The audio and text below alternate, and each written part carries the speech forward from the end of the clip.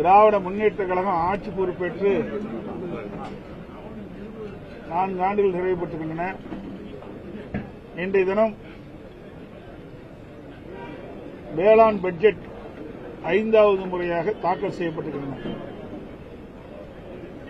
கடந்த 4 ஆண்டுகளாக தாக்கல் செய்யப்பட்ட நிதிநிலை அறிக்கை போல இந்த ஆண்டும் அதையே தொடர்ந்து நிதிநிலை அறிக்கையை தாக்கல் செய்திருக்கின்றார்கள். திராவிட முன்னேற்ற கழக விவசாயிகளை ஏமாற்றுவதில் வல்லவர்கள் என்பதற்கு பொருத்தமான உதாரணமான திரு ஸ்டாலின் மாடல் ஆட்சியில் விவசாய பட்ஜெட். இதுதான் விவசாய பட்ஜெட். விவசாயத்திற்கு தனி பட்ஜெட் என்று கூறி ஏதோ தனி பட்ஜெட் போட்டால் விவசாயிகள் வளர்ந்து செழித்து வளமாக வாழ்வாள் என்று விவசாயிகள் கனவு கண்டார்கள். அது ஒரு போலி தோற்றம் என்பது இப்பொழுது நிரூபணமாயிருக்கின்றது. 2021-22 முதல் தனி பட்ஜெட் போட்டவர்கள் இன்றைய தினம் 5வது முறையாக வேளாண் பட்ஜெட்டை கிட்டத்தட்ட 1.25 மணி நேரம் சட்டமன்றத்திலே வாசித்து சாதனை படைத்திருக்கின்றார்கள். அதுதான் சாதனை வேளாண் பட்ஜெட்ல.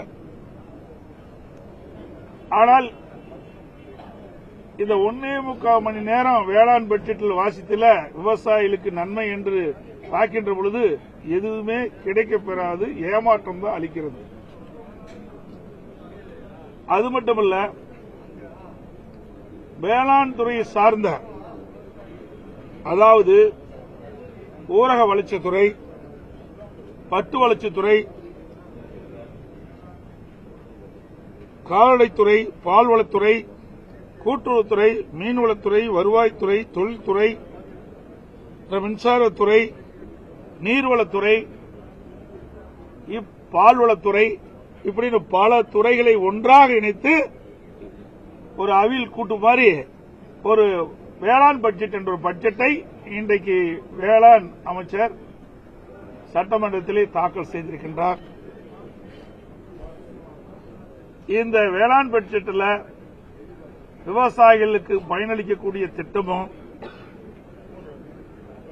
அல்லது நன்மையோ என்று பார்க்கின்ற பொழுது எதுவுமே கிடைக்கப்பெறாத ஏமாற்றத்தை தான் இந்த வேளாண் பட்ஜெட் விவசாயிகளுக்கு தந்துள்ளது.